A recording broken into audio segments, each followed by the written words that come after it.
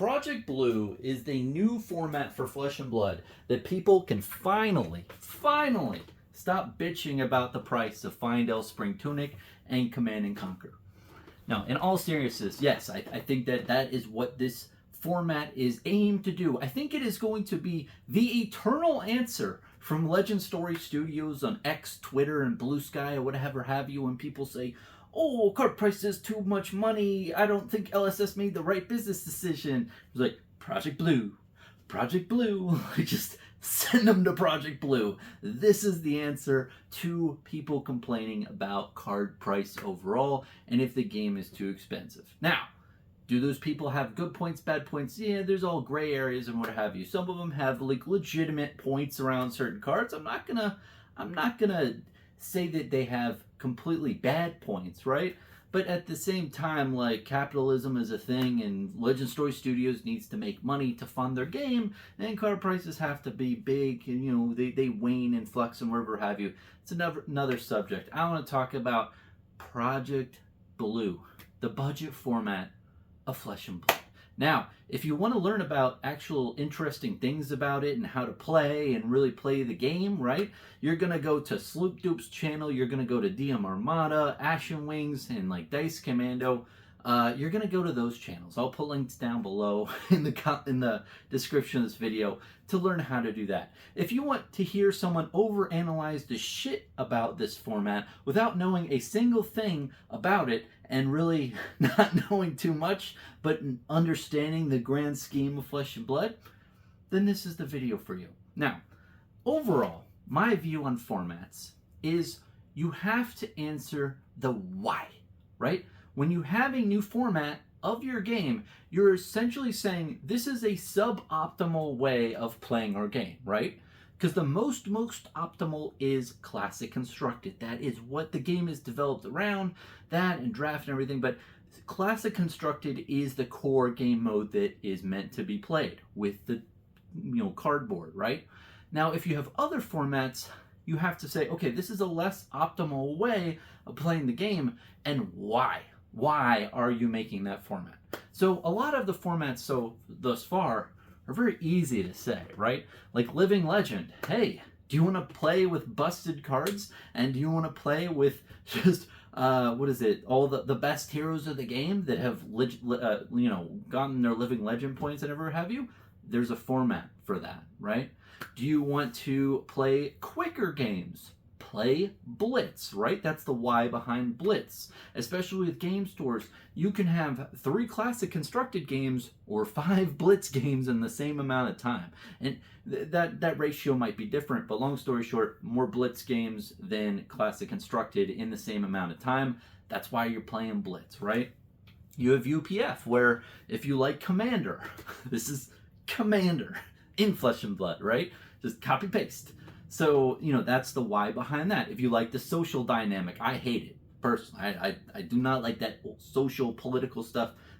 Keep me out of that shit. But anyway, if you do like that, if that's your jam, if that's your fetish, there's a format for it, right?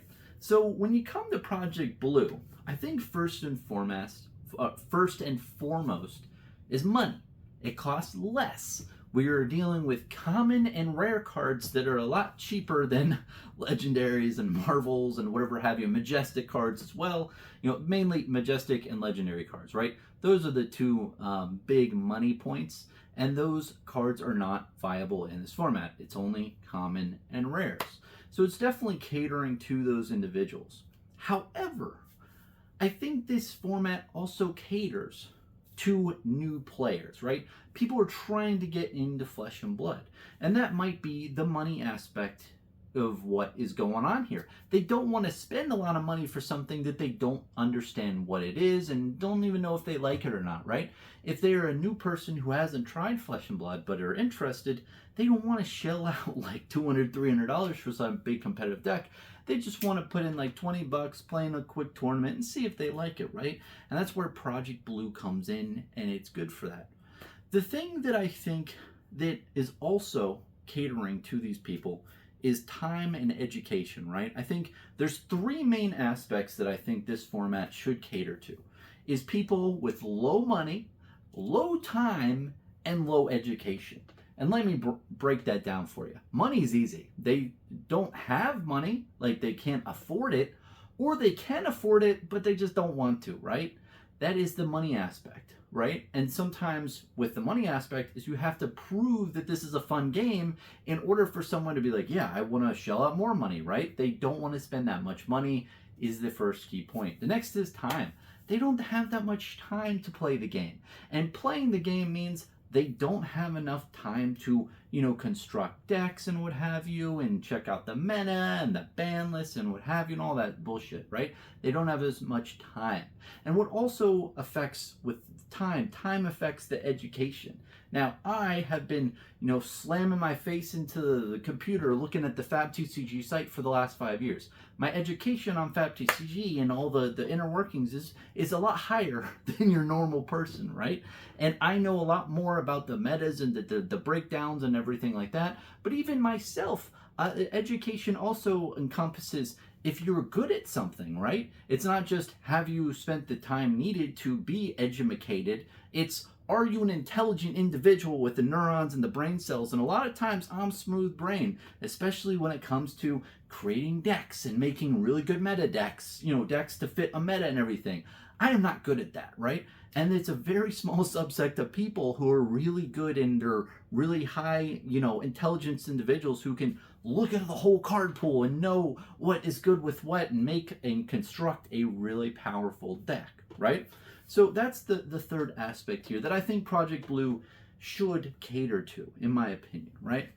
And overall, I think that it's an interesting concept to essentially have like a budget format that's like Blitz, where you can have like a wide selection of cards to choose from, and the players and new people can like basically play Blitz, but budget Blitz, right? Or budget classic constructed. It's a budget format where they can come in, they're not expected to shell out a bunch of money, and they can play on a budget. However, in my opinion, my humble opinion, I think that this format should shift into more of a pre-made format. Let me go into that.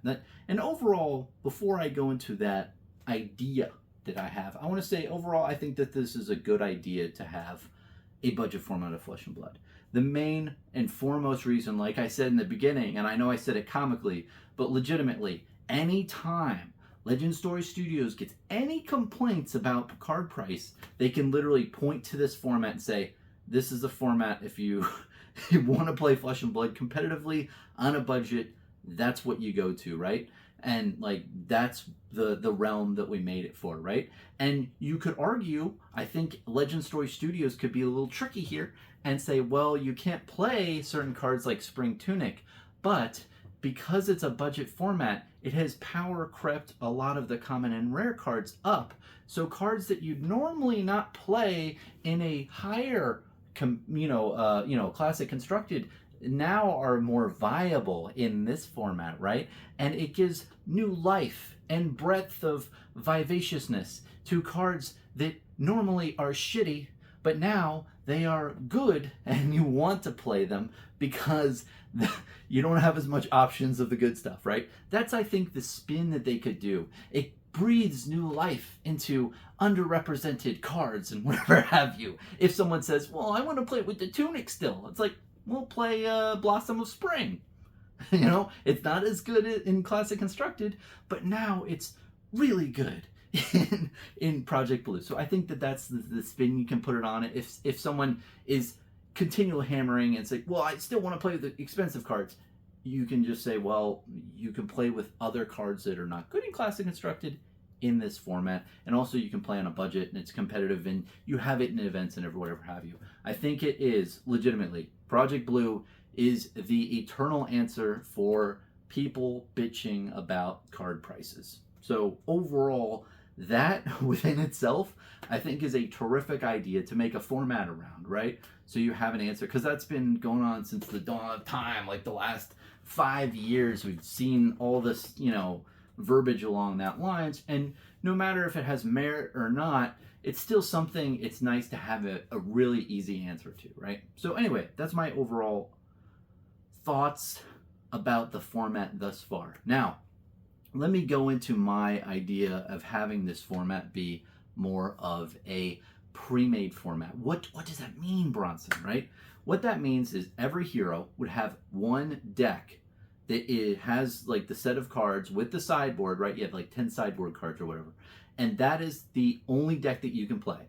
So if you have a Bravo, you have a Bravo deck list on the FabTCG site, and that's the list that you need to make, and that you can have no other cards other than those. Why is this good?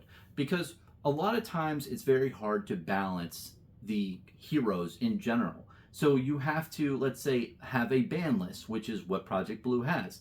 So if you ban a card, right? Let's say you ban Ravenous Rabble Red, right? That's going to invariably affect all the decks that you have. So it may be really good for, Bravo because he doesn't really run those, but then it could be really bad for like a Lexi, or probably not Lexi, but like any other aggro hero like Fi or something, right? It's really bad for them. So when you're going through the ban list, you're invariably tweaking everyone's shit, and it's just very hard to perfectly balance everything overall. So if you have a format where you have, let's say there are 40 heroes, right? And of those 40 heroes, there's one deck list for each of them, and that's what you have to follow. It'll be so much easier for Legend Story Studios overall, or Legend Story Labs, to really fine-tune a system where all 40 of those decks are equally as good against each other as one another, right? The biggest issue with balancing formats, and this goes to Classic Constructed mainly too, think about it, is you have rock, paper, scissors meta, right? Where Bravo could be good against like a Chain, right? Because he just blocks out. But then Chain is good against a Prism because he aggros. And then Prism is good against the Bravo, right? And you have this rock, paper, scissors thing where when you get into a tournament, you only win because of the matchups that you win over, right? Because there's a bunch of 80-20 matchups. That is not a good meta. That really doesn't, that's not really helpful for the competitive players, because they're like, well, I only won because I got matched up against good matchups, and that's how I won the tournament. That's not fun. When you have a pre-made constructed format, right, you can tweak it to where you can make all the decks more of the 50-50 matchup in, like, that would be like great, like if you could do that. But even if you do like 55-45 matchups or 60-40s, right, you still have a lot better breakdowns than the 80-20s. And the biggest reason I think this would be good is because think about the time and the education of new people getting into Flesh and Blood. They don't have that much time, and they don't have that much education. It's so much easier as a game store or anyone out there who wants to get new players into the Flesh and Blood to say, here is a deck list. Here is, Tekla Vaesen. Here is your deck. This is the best deck in the format. You do not have to watch any of Sloop Dude's videos on upgrading this, or anyone else's. No offense, Sloop. I love you, Sloop Dude. But long story short, this is the deck that you play for the end of time, and nothing, you don't have to do anything else in that format. This is the deck, right? And here's like, maybe you give them a sheet that has like a cheat sheet of how to play the game or whatever have you, right? How much better is that than saying, oh, here's your budget deck, right, of Tekla Vaesen. Oh yeah, you're gonna probably have to make upgrades here or there, and the matchups aren't good here or there for certain things, so you're just gonna auto lose. It's so much better than that, right? Because think about it. You're gonna say, oh yeah, make neck deck this one thing, right? I'll send you a link over Discord. You send them a link over Discord. They put it in TCG Player. They see shipping is like the same price as all the cards of the deck. They go ahead and buy it.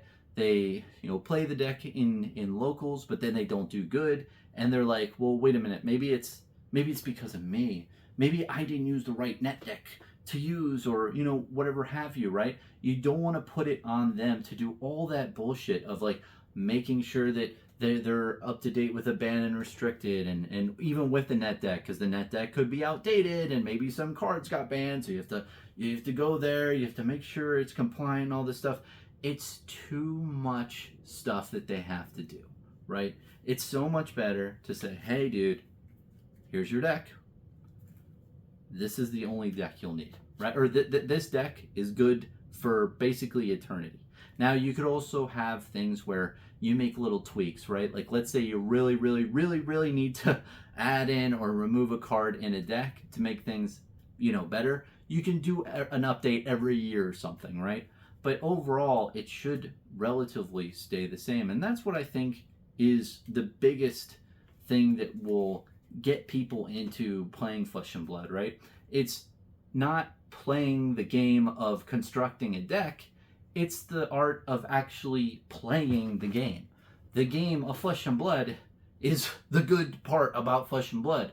So anyone who's coming into the game who's new, have most of their time playing the game instead of researching the game, right? And what a pre-made deck makes it so you don't have to look at the ban list, you don't need to net deck, you don't need to do anything special, right? And you can most likely buy the deck from a local game store that can already make the decks ahead of time and just hand out even, or just sell them for $5 each. You can easily acquire them, right? Much more easily acquirable. And you can just grab it and go, right? And if you lose, right? If a player loses with one of these decks, right? There's no sense of dread of, well, maybe I didn't construct the deck right. Maybe I didn't, figure out the best deck to construct myself. Instead, no. It's, you think, I just played a game where this deck was handcrafted by Legend Story Labs or Legend Story Studios to be as perfectly balanced with all the other heroes. The reason why I lost is because that player played better than me, right? And that's what you want them to go away with, is when they lose or when they win, it's they lost or won because of just ability, right? When you lose because of, just other factors and stuff, that's kind of annoying, right? And especially for new players, they don't have as much time or education to really put together a deck. I'm just going to say it how it is. That's how I feel. So overall, those are the three aspects I think that Legend Story Labs and, the Project Blue team, whoever they can be, I think those are the three aspects that are really key to this format, is people who have low money, low time, low education. You gotta look at all three. And I'm just saying it like it is. And if you talk to anyone who's just brand new to Flesh and Blood or brand new to trading card games, right? It's hard to give them homework assignments to researching decks, to looking up decks, and figuring out what to build, and then finally buying the cards and getting it and constructing it themselves. It takes so much time and effort to do that. And I know to anyone who's in the game of Flesh and Blood, it doesn't seem like that much time. But it is. It especially is. It's a big ask, especially for a new time person. And then they finally get to play the game, and then that's where the fun happens. Just eliminate that, right? Eliminate all that bullshit and just get a deck in their hands to play the game. And the last thing I'll note with this is them acquiring these decks. Now, if there was a pre-made format of Flesh and Blood, right? Think about all of the community of Flesh and Blood, and think about all the local game stores out there with bulk. You would easily be able to convert your bulk into finalized decks and sell them to individuals, or even just give them out for free, right? And the reason being is because current day, right? If we're current day out here, if I'm making a budget classic constructed deck, or a budget even Project Blue deck, or any of these other decks, right? I'm probably not going to build like the most optimal thing. And so I'm going to give it to someone, and they're going to have to make it better with all these other things, right? And that's really annoying. So like, there's no conformity around it. Now, if you do go into what I was saying, and there's a pre-made format where you only could play pre-constructed decks, well, this is the only version, so this is gonna, like, you can easily put this deck together, and when you give it to someone, it's the finalized deck. So I think you're going to see a surge of stores and individuals making decks out of bulk. And then when they do that, they can easily hand it out and give it out because, hey, this is the only deck you can play in the format. There's no ifs, ands, or buts. This is the finalized version. So I think that that would be a very big boon to people creating their own decks, right? Because I could create a bunch of budget blitz decks, right? And they're going to suck.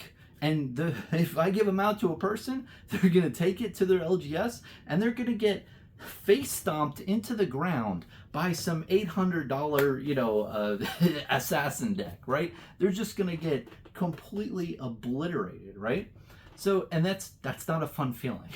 That's not fun at all. So, I think that that's how a pre-made format would help a lot too. Is once they get one of these pre-made decks, they could still get their face pulled into the ground, but even still, if they do that, they will know that it's not because of the deck, it's because the other player played better than them. So that's my thoughts overall on how I would make a project very similar to the modus operandi of Project Blue, with also catering to that new demographic, right? The new player demographic. And when I say new player demographic, you're really focusing hard on two aspects, which is the time that they have, or the time that they're willing to put into understanding the game, and then the education, which is how much they understand the game and the formats and everything about Flesh and Blood. So I think those aspects, along with the money aspect, is what really gets you a really good format over there. So that's my thoughts. Let me know what you think about let me know what your thoughts are in the comment section down below. Overall, I just overanalyzed the shit about Flesh and Blood. I'm just a normal guy in a normal room. What do I know? But yeah, that's my thoughts. Cheers.